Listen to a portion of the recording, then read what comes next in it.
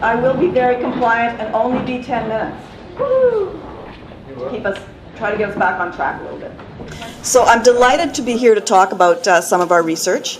I noticed that I was very non-compliant and not sticking with the title that I gave because I think, like Sean, I hadn't organized my talk yet before we had to give our information. So bear with me. I'd like just to acknowledge my research team. Some of the names are very familiar to you here. And so why uncertainty? Why do we need to look at uncertainty? Well, we do know that in all chronic illnesses and other chronic diseases, high levels of uncertainty are associated with difficulty in coping, with lower quality of life, and with depression. There's fewer study in HIV, but we do know that stigma and social isolation also exacerbate uncertainty.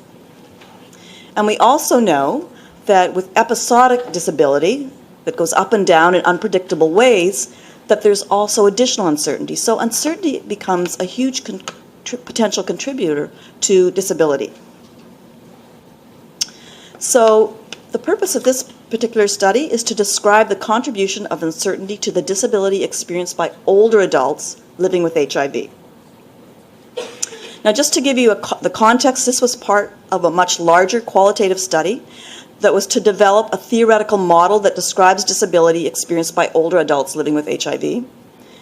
We recruited men and women living with HIV over the age of 50 from ASOs and clinical sites in Toronto, Hamilton, and Southern Ontario. We used in-depth qualitative interviews using the International Classification of Functioning Disability and Health from the WHO and the Episodic Disability Framework as a basis. And we audio taped these and transcribed them. We did a grounded theory analysis by the team, and that was followed by a series of validity check focus groups from the participants. And so for those of you who do qualitative research, you'll be aware that 49 subjects or participants is actually quite a large number. That's a large amount of data that we collected. So this is just a snapshot of demographics. There were 29 men and 20 women.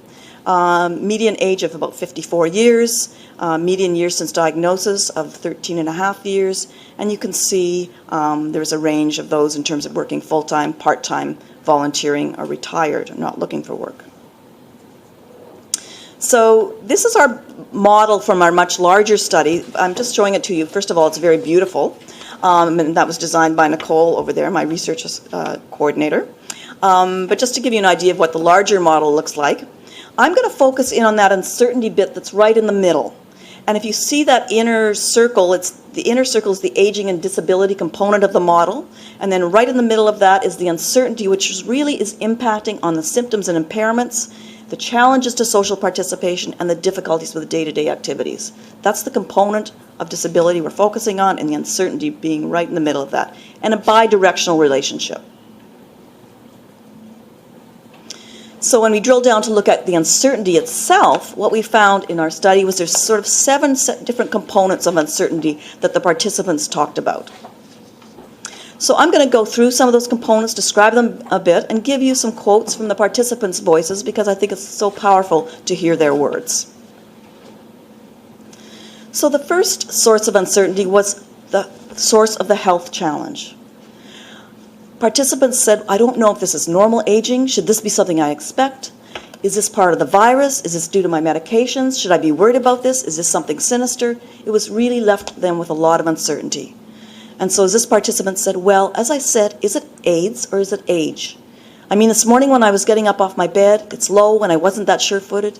Is it age or is it age? Participants were also really concerned about their health provider knowledge and skill. So if you think about it, many of them see themselves as the first cohort of people to grow older, and recognizing that their health providers may encounter things about them that have never been encountered before. And so do they have the knowledge to actually deal with my disability and some of my impairments?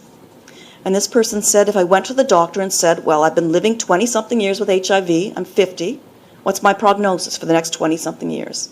And he will say, I don't know, because it's true, he doesn't know. He can't tell me, well, as a person who's been living with this disease for so long, cancers can accelerate, cardiovascular disease can accelerate, your bone density can decrease. The long-term side effects of you taking this medication can have these effects with your aging and HIV. They can't tell me that.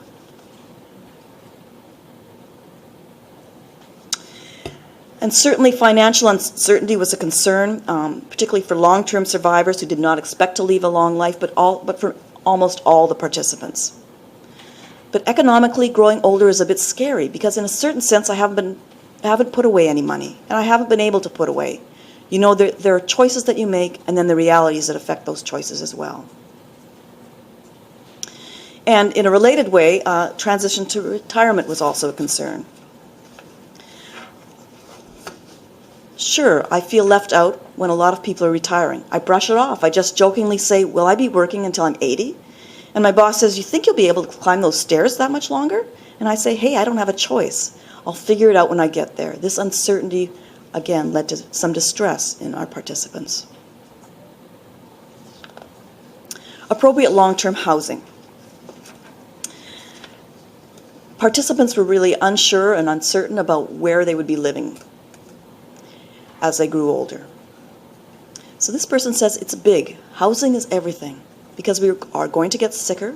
Dementia is going to come even as old age as well as HIV. And where are we going to go? You know, are nursing homes ready for that? I don't think so. I don't think nursing homes are ready for even a gay senior to come into a long-term care center. Who will care for me?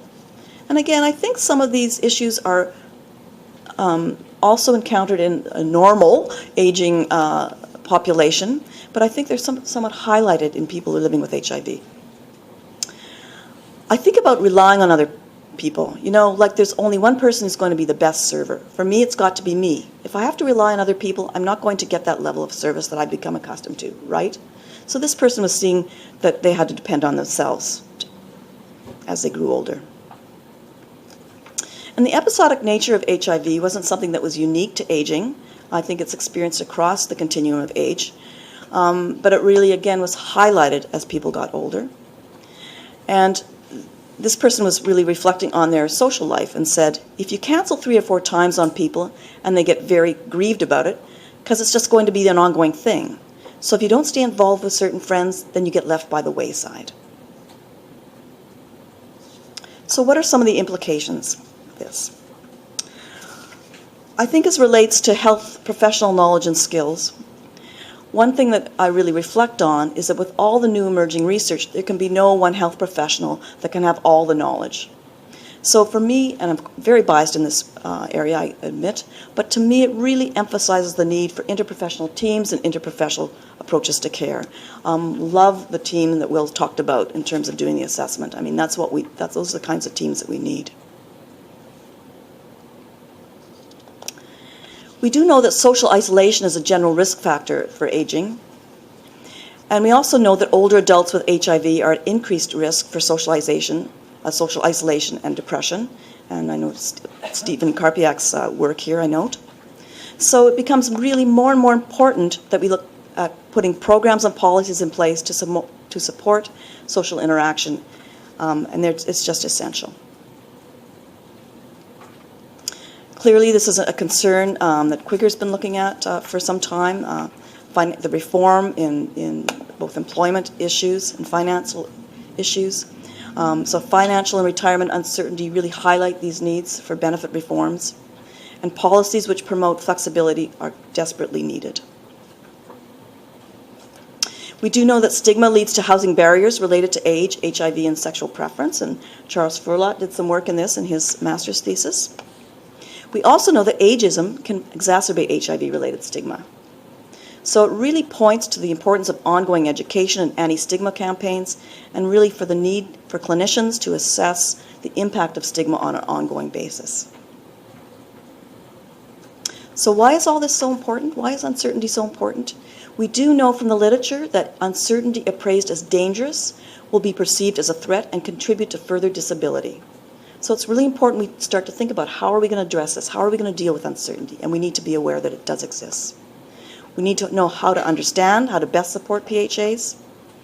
And in reflecting on this, I really think, of course, we have a need for biomedical approaches and gerontological approaches that really look at supporting successful aging.